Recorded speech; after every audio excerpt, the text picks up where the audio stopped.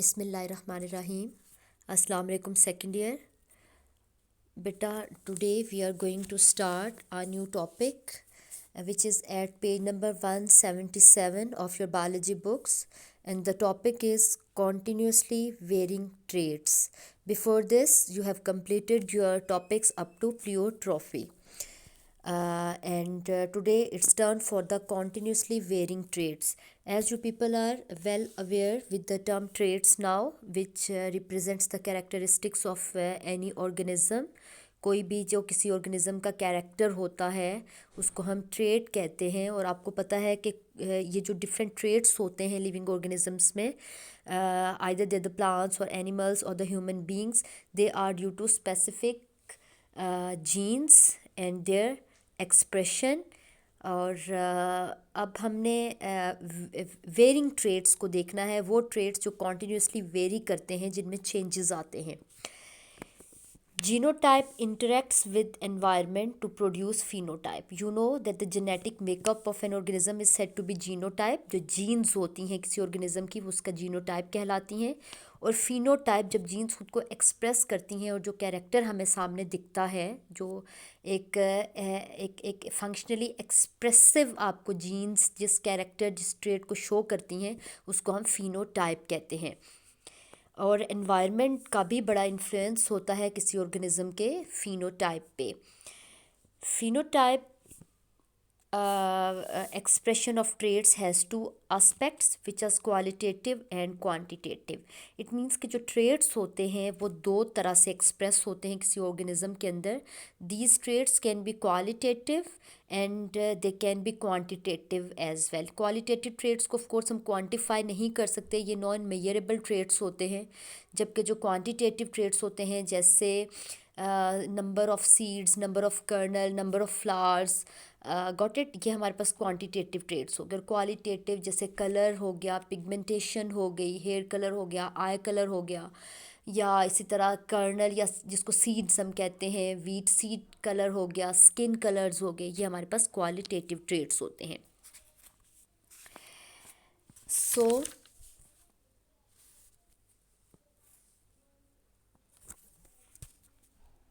qualitative differences are large and more obvious, but quantitative variations are small and less striking. किसी भी organism के अंदर जो qualitative traits होते हैं, चेंजेस होते हैं, वो बड़े क्लियर होते हैं, ऑब्वियस होते हैं, हम उनको बड़ा इजीली ऑब्जर्व कर सकते हैं। बट जो क्वांटिटेटिव वेरिएशंस होती हैं, चेंजेस इन द ट्रेट्स जो एग्जिस्ट करते हैं, जो क्वांटिफाइड होते हैं, they are very small and less striking. वो बहुत जल्दी ऑब्वियस नहीं होते, उन ट्रेट्स को हम बहुत क्विकली ऑब्जर्व नहीं कर पाते। Some traits like pea seed shape show discontinuous qualitative variations with two sharply distinct phenotypes which are round or wrinkled. अब आप देखें कि जो पी में सीड शेप है वो दो ट्रेट्स शो करता है, that either the P seed shape can be round और इट कैन बी रिंकल्ड। तो आप देखें कि ये एक डिसकॉन्टिन्यूसली क्वालिटेटिव वेरिएशन है, ये यानी एक क्वालिटी बेस्ड ट्रेट है, इट्स नॉट क्वांटिटेटिव। और ये बड़ी डिसकॉन्टिन्यूस सी वेरिएशन शो करता है, यानी कि या तो दो ही ऑप्शंस हैं, या तो सीड की शेप राउंड होगी या फिर रिंकल होगी। Other traits like 4 o'clock flower, एक प्लांट है जिसको हम 4 o'clock कहते हैं, इसके अगर हम कलर को देखें तो इट कैन हैव 3 फिनोटाइप्स। आपको 3 तरह से उसमें ट्रेट आपको प्रेजेंट होता हुआ नज़र आता है, that its flower colour can be either red, pink and it can be white as well. Still others like ABO blood group system को अगर हम देखें तो इसमें आपको 4 क्वालिटेटिवली डिफरेंट फिनोटाइप्स मिलते हैं, और वो है फिनोटाइप्स क्या हैं, ए बी एंड ओ, यानी ब्लड ग्रुप कैरेक्टर जो है ट्रेट है, या तो ये ए होगा या बी होगा, या किसी इंडिविजुअल में ए बी ब्लड ग्रुप होगा या फिर ओ होगा। तो 4 फिनोटाइप्स हुए। तो आप देखें कि ऑर्गेनिज्म टू ऑर्गेनिज्म हमारे पास जो डिफरेंट कैरेक्टर्स हैं उनके ट्रेट्स में नंबर ऑफ़ फिनोटाइप्स कितना है वो वेरी कर रहा है। But many traits like height, weight, intelligence level and skin color in humans and grain color in wheat, these characters exhibit continuous quantitative variation over a range of many phenotypes। अब ये जो character human beings में हम जिनकी बात कर रहे हैं, जैसे वो ह्यूमन हाइट हो, अगर आप देखिए कितनी वेरिएशन आपको ह्यूमन हाइट में मिलती है। यानी कोई बंदा 3 फीट का भी हो सकता है, अगर वो बुड ऑफ है 4 का भी हो सकता है, 5 का भी हो सकता है, 5 feet to onward inches, 5'1", 5'2", 5'6" up to 6 जो है एक बड़ी कॉमन रेंज में आपको लोग मिलते हैं। यानी कि एक आप अपनी क्लास के अंदर ही अगर आप 60 बच्चे बैठे हुए हैं और हम उनकी हाइट, उनका वेट, उनका इंटेलिजेंस लेवल और उनके स्किन कलर ट्रेट को अगर हम मैयर करते हैं, उसको फाइंड आउट करते हैं, तो आप देखें कि ये क्वांटिटेटिव ट्रेट है, इसको मैयर आउट कर सकते हैं। यानी 60 में से हम कह सकते हैं कि 10 बच्चे जो हैं उनकी हाइट 5'2" है, 5 की 5'5" है। मतलब इस तरह से हम ट्रेट को क्वांटिफाई कर सकते हैं। तो इसी तरह वेट को आप देखें, इंटेलिजेंस लेवल को देखें, स्किन कलर की जो ह्यूमन पिगमेंटेशन होती है और जो टोन्स होती हैं वो बहुत ज़्यादा वेरी करती है। तो हमें एक एक बहुत ज़्यादा कॉन्टीन्यूसली वेरिएशन मिलती है, यानी कॉन्टीन्यूसली स्ट्रेट में चेंज आता है। अब आपको समझ लगी कि ऊपर जो हमने बात की थी कि पी में जो सीड का शेप है वो एक डिसकॉन्टीन्यूसली क्वालिटेटिव वेरिएशन थी, यानी कि उसमें ज़्यादा कॉन्टीन्यूटी नहीं है, उसमें ज़्यादा वेरिएशन नहीं आती। दो ही तो आपके पास फिनोटाइप्स हैं, that either it will be round और इट विल बी रिंकल्ड। लेकिन जब हम इसी डिसकॉन्टीन्यूस क्वालिटेटिव वेरिएशन ट्रेट को हम कंपेयर करते हैं with the human height, weight, intelligence and skin colour, तो आप देखो कि इसमें बच्चों आपको बहुत ज़्यादा कॉन्टीन्यूस क्वांटिटेटिव वेरिएशन में, आप इसको क्वांटिफाई भी कर सकते हो, नहीं ये मेजरेबल ट्रेट्स हैं सारे के सारे। और दूसरे इसमें आपको कॉन्टीन्यूसली चेंज मिलता है, continuous variation among these characteristics, आपको ट्रेट्स में कॉन्टीन्यूस वेरिएशन मिलती है। तो इसका मतलब है एक बहुत ज़्यादा वाइड रेंज ऑफ फिनोटाइप्स हमारे पास क्रिएट होते हैं among these traits. Mendel focused on traits that showed only two qualitatively different phenotypes, which could be determined by just two alternate alleles of a single gene। अब तक आपने जो Mendel के laws देखे, आपने उसमें बच्चों देखा कि मेंडल ने हर फिनोटाइप को डिटर्मिन करने वाला जो जीनोटाइप था, उसने कहा कि it is a gene which is having two alternative forms, जिनको आप अलील्स कहते हैं। यानी एक जीन, एक सिंगल जीन दो अल्टरनेटिव अलील्स की फॉर्म में एग्जिस्ट करती है, और ये अगर वो डोमिनेंट होगी तो वो कैरेक्टर डोमिनेंस वे में एक्सप्रेस होगा, और अगर रिसेसिव होगी तो वो कैरेक्टर ज़ाहिर है एक्सप्रेस नहीं होगा। उसने just two qualitatively different phenotypes के लिए अलील्स एक्सप्रेस की, जो मैंडल के लॉज हमें बताते हैं, जो आप पीछे पढ़ आए हैं। But Darwin observed small continuous variation within two individuals of a population. Such a range of phenotypic spectrum of a trait cannot be traced to a single gene with two alleles। लेकिन आप देखें कि जब हमारे पास एक इतना wide phenotypic spectrum होगा, जैसे हम हाइट की, वेट की, इंटेलिजेंस की या skin colour in human beings में की बात करते हैं, तो इसका मतलब है कि one gene with two alleles is not enough for the expression of as much of the genotypes. इतना वाइड फिनोटिपिक एक्सप्रेशन या ट्रेड्स को रिप्रेजेंट करने के लिए two alleles are of course not enough. तो हमें तो यही पता है कि हर एक ट्रेड की एक ही जीन होती है, गॉट इट, और उसकी दो alleles होती है, एक डोमिनेंट और एक रिसेसिव। तो फिर कोई जो इतना कॉन्टीन्यूसली वेरिएशन वाला जो ट्रेट होगा, जैसे हाइट, वेट, इंटेलिजेंस, तो व्हाट अबाउट दैट, उसके लिए क्या वो एक ही जीन एनफ होगी उसके एक्सप्रेशन के लिए?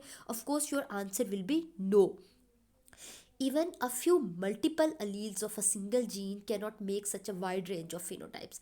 आप डोमिनेंस रिलेशंस पढ़ आए हैं और उसमें आपने मल्टीपल अलील्स का कॉन्सेप्ट भी देखा है कि कुछ जीन्स ऐसी होती हैं जो मल्टी अलीलिक फॉर्म्स में होती हैं, और इवन मल्टीपल अलील्स भी इनफ नहीं है इतना वाइड रेंज ऑफ फिनोटाइप के एक्सप्रेशन के लिए।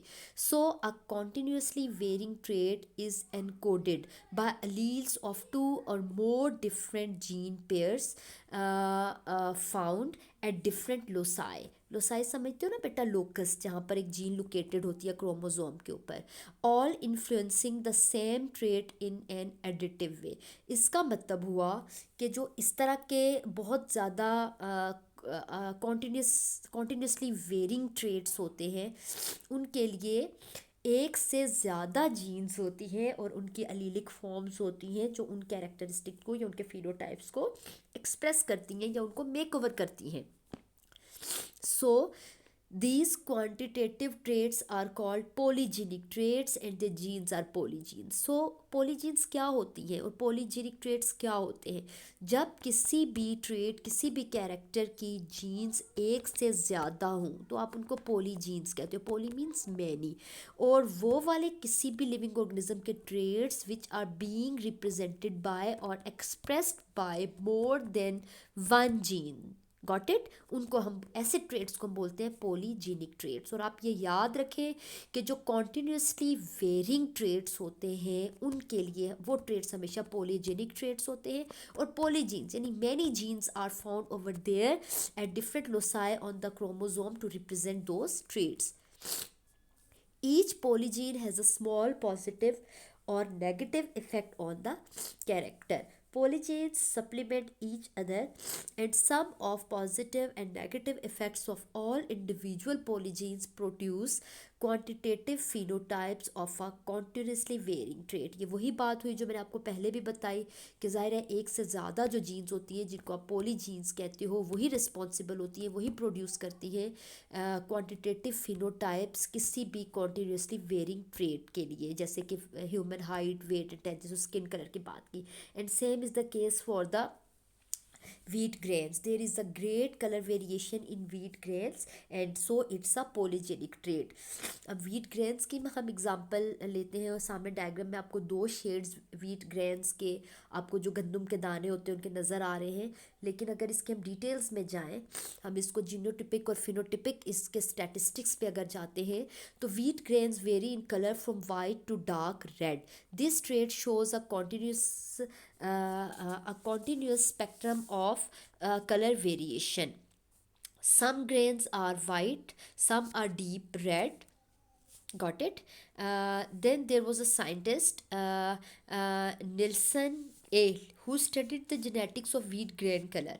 ठीक है, उसने जब कहा ना कि व्हीट ग्रेन में आपको इतने शेड्स मिलते हैं, मतलब light pink to moderately dark red के बीच में आपको इतने सारे जब कलर्स मिलते हैं, तो उसने जब इनको निल्सन ने जब स्टडी किया व्हीट ग्रेन के जेनेटिक्स को, तो उसने ज़रा क्रॉसेस किए. ठीक है, जैसे पी प्लांट पे जब मेंडल ने काम किया तो उनके क्रॉसेस किए ना, फिर जो नेक्स्ट जनरेशन में उसको जो रिजल्ट्स आते गए उनको वो कंप्यूट आउट करता गया, उनको एनालाइज करता गया. So when he crossed a true breeding dark red grain plant जो था, जो ट्रू ब्रीडिंग होता है वो डार्क रेड कलर का ग्रेन कलर होता है, उसको उसने with the true breeding white grain plant से जब क्रॉस किया तो all F1 grains head light red colour. अब देखें, ना तो डार्क रेड कलर आया और ना ही वाइट कलर आया, बल्कि F1 जनरेशन में जितने भी प्लांट्स थे उनके ग्रेन्स का कलर लाइट रेड कलर में था, which was intermediate between two parental shades. It seemed as if it was a case of incomplete dominance. तो ये लगता है ना कि जीन्स जो है वो इनकम्प्लीट डोमिनेंस शो कर रही है कि कोई इंटरमीडिएट जब कोई भी फिनोटिपिक एक्सप्रेशन आता है तो आप इनकम्प्लीट डोमिनेंस में बेटा पढ़ आए हैं ना कि जब कोई भी पेरेंटल कैरेक्टर एक्सप्रेस नहीं हो रहा बल्कि इंटरमीडिएट कैरेक्टर या फिनोटाइप एक्सप्रेस होता है तो इसको हम कहते हैं कि ये इनकम्प्लीट डोमिनेंस है. लेकिन यहाँ पर केस क्या है? बट वेन F1 ग्रेन्स, अब ये जो F1 ग्रेन्स थे they were grown to mature plants and crossed with each other. जब इन F1 को जब सेल्फ क्रॉस कराया गया तो F2 grains had exactly 7 shades of colour in the ratio of 1 dark red, 6 moderately dark red, 15 red, 20 light red, 15 pink, 6 light pink and 1 white coloured plant. तो आप देखिए कि किस कदर वेरिएशन आई. अब आप मेरी बात को अगर थोड़ा सा पीछे ले जाके जो हमने पिछला हमारा हमने एनालिसिस किया था पोलीजेनिक ट्रेड्स की जो हमने बात की थी, आपको समझ लगी कि व्हीट ग्रेन कलर में जो F1 में इंटरमीडिएट शेड आया ग्रेन्स का, लेकिन F2 में जब इतने ढेर सारे शेड्स में सीड्स आए, न्यू जो प्रोजेनी रेज हुई, तो इसका मतलब है कि ये एक पोलीजेनिक ट्रेड था. इसको पोलीजीन्स कंट्रोल कर रही थी जो इस कदर कॉन्टीन्यूसली वेरिएशन आई ट्रेड्स के बीच में. इसको हम ये ग्राफिकली भी देखेंगे.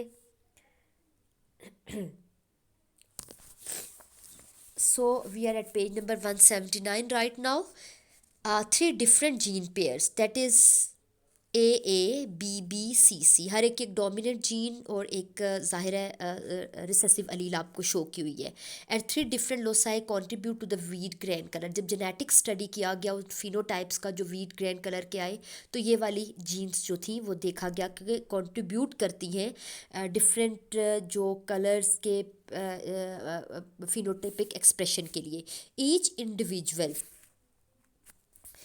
Each individual would contain 6 alleles for the traits. Alleles A, B and C यानी जो dominant alleles है, they code for an equal amount or dose of red pigment। यानी कि जब dominant फॉर्म में ये जीन्स एक्सप्रेस हुई तो रेड पिगमेंट आया न्यू प्लांट्स में, which is a positive effect, यानी पेरेंटल कैरेक्टर आया ना।